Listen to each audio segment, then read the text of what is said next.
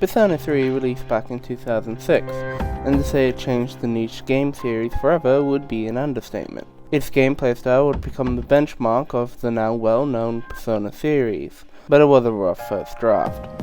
1 year later they released Persona 3 FES, which was the same exact game but with a new around 30-hour epilogue. Kinda like the third semester in Persona 5 Royal and Persona 4 Golden. And then, in 2009, came basically a remake called Persona 3 Portable. Tartarus remained the same, but the rest was a visual novel style, but it also added new social links and the now fan-favorite FemC, other known as Kotone Shiomi. This caused the desire for the definitive edition in the form of a remake, and as someone who's played both FES and Portable, yeah, I was hungry for a good Persona 3 game. June 2023 rolls around and the long-awaited Persona 3 remake is revealed. Okay, but not really. Before I gush about Reload, can we talk about how this game was actually revealed? After countless claims of a remake that it became a running joke, on Easter 2023 a video leaks, and it shows a clip of Yukari in what was believed to be a P3 remake. Yet no one initially believed it. Everyone was convinced it was fake over the Persona 5 Gotcha P5X.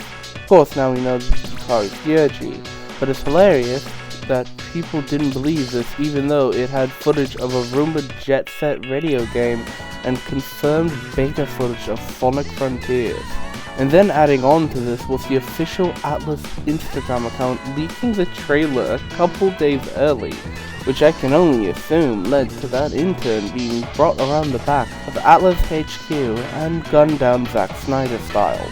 Meanwhile, in the shadows, a random woman on Twitter legit leaked all the information of PC Reload days before the trailer leaked, but again, no one believed her either. Now she's become god in the community, continuing to accurately leak Atlus stuff like Persona 5 Tactica, SMP5 Vengeance, Reload's the Answer DLC, and even the Persona and Fortnite Club? Just don't ask what the day she said she was a woman. This game had a crazy ride leading up to it, but it's time I move on to the game itself.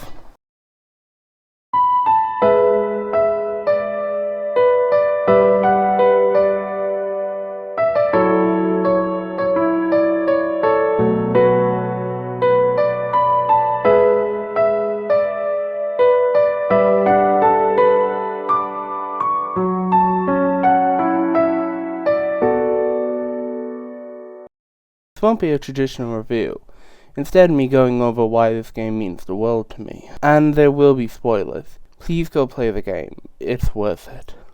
I do want to get the obvious out of the way, no FemC. It sucks. I love Kotone's design and think she has really good social links exclusive to her, but I'm not that surprised. Kotone takes a lot more work than people realize.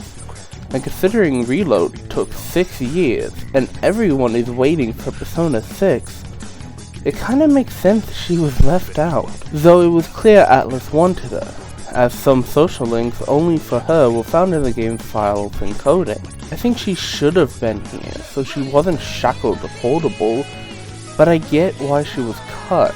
Also there's a warranted discussion on the Answer being DLC when it could have been in the base game, but I'll take it over buying Persona 3 Brilliantly Reloaded.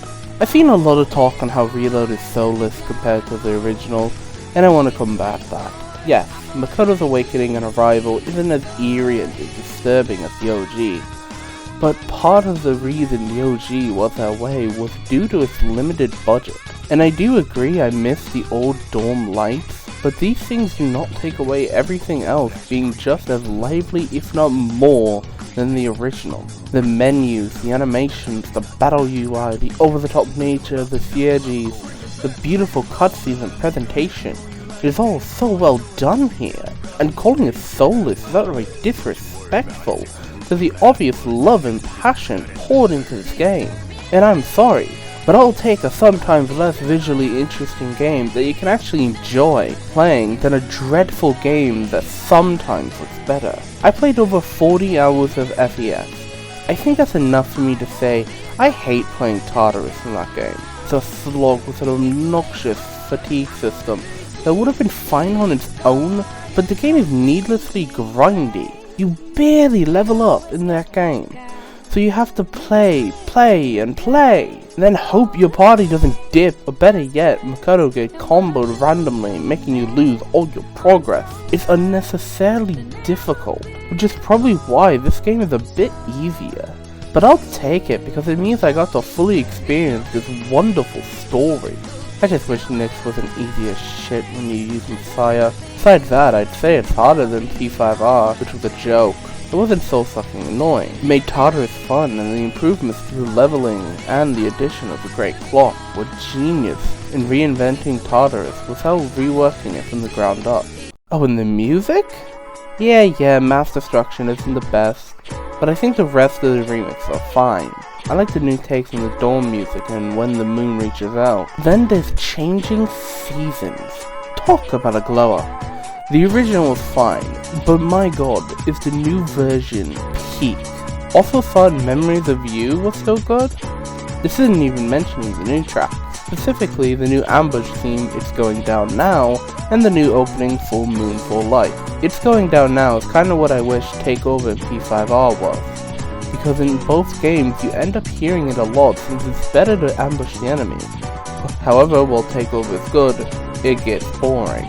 But maybe that's because I beat Royal 3 times now. It's Going Down though never gets old. It's actually crazy to imagine playing the original P3 now, because god I can't listen to Mass Destruction for every single fight. Full Moon Full Life on the other hand. This may be my favorite opening in the entire Persona series. I'm not sure yet, because Burn Your Dread is a masterpiece and iconic, but there's something about this new OP. And after finishing the game, it feels a bit more thematic maybe. I'm not sure yet, but the fact that it's even this close is a testament to how incredible and wonderful Full Moon Full Life is. Wonderful really is the perfect word for this story's game. It starts off a little slow, but you get cute moments of group building with this game's trio. But once you have the obligatory beach episode, the game shifts. Haha, get it? Learning the truth of what happened 10 years ago and what happened with Yukari's father is only a taste of what's to come. Something I like is that both Yukari and Mitsuru's social links only start after they have a world-shattering event. They have to change and grow before Makoto can really get to know them, instead of just meeting them and having to listen to them trauma dumping.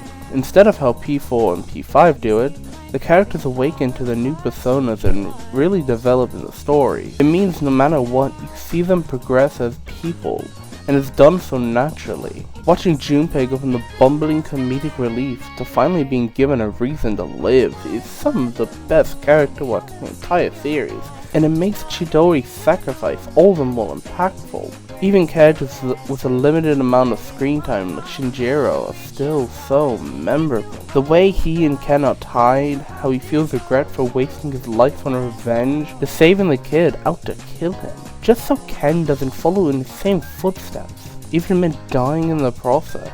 And his death isn't done just for shock value. It's a pivotal moment that changes characters like Mitsuru and especially Akihiko, who needed help to grow. But also a reminder that sometimes you don't get a happy ending, and that wasting your life on trivial matters like revenge or running away will only lead to dissatisfaction when the day comes. And sometimes you don't get a chance to rectify it.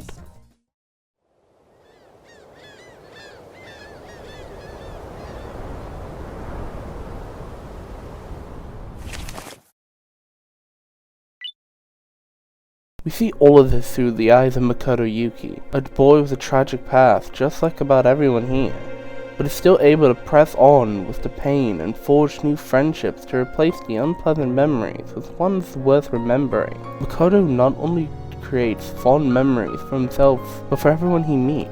Nowhere is this more prevalent than with Maiko and Akinari. Maiko kinda hits close for me.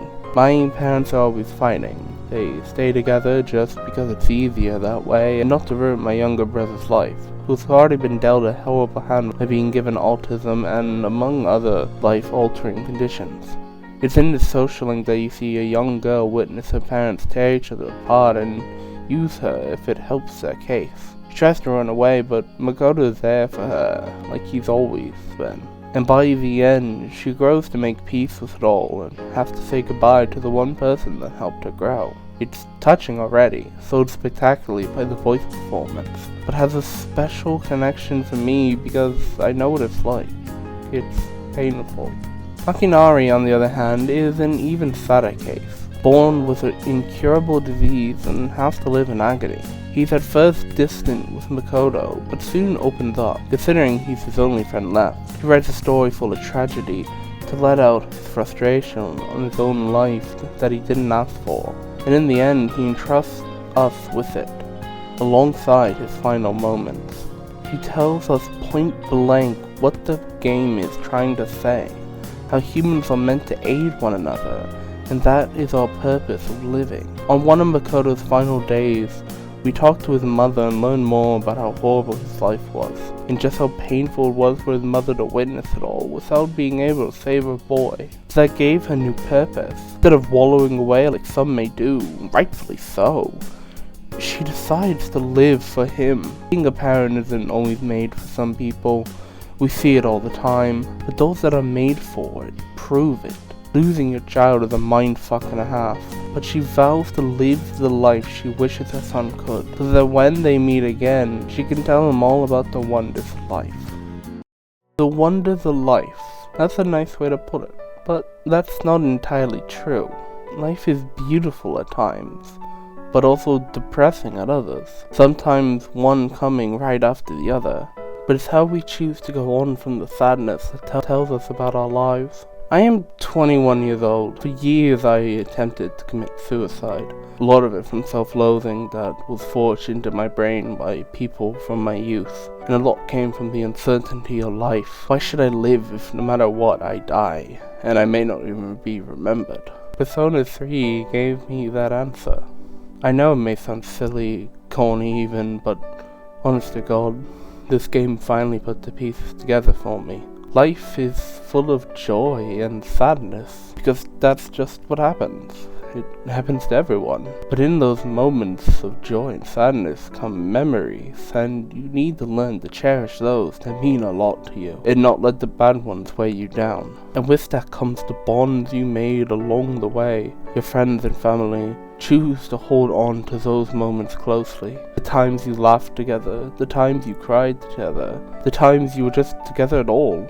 The meaning of life is to help yourself and those around you grow into better people and live the best life that you can. Because when the time comes and you look back at your life, you want to remember the happy moments and not leave your life with regrets. Don't shackle yourself to self-loathing or revenge, because is that what you want to think of before you say goodbye? Persona 3 Reload finally taught me what it meant to live. And I promise myself, in all that I care about, that I won't carry on scared of the future or regretting the past. I'll live my life to the fullest, just like Makoto, just like she is. That is why this game is so special to me. One that made me cry for half an hour once Memories of You played. One that made me tear up when I wrote the script, and one that is probably making me choke up as I record. The best games are the ones that stay in your head forever because they taught you something you need to learn or showed you something you need to see. Reload is a game I wish I could experience again for the first time ever. Reload is a perfect summary of life. The beauties and tragedies it brings, the people you grow alongside, and at the end of your time with it, you have to say goodbye to it all. Some things sooner than you'd want, but you say goodbye with confidence as you embark on something new and uncertain. And when you look back on it, you reminisce on the fun and the sad, or cherish it all, because that's what it means to live. Persona 3 Reload may be a game about fighting demons and later the god of death, but most importantly, it's about living life to the fullest with the limited time we have. And that is why it is not only the best game of 2024, but my favorite game of all time. Thank you, Atlas, for what Persona 5, 4, and now 3 have done for me. I am not the same person that I was when I popped in that royal disc in 2020, And I'm happy that I've grown, and will continue to grow. And when my time comes, I'll look back and appreciate all that you've given me. And thank you for the memories.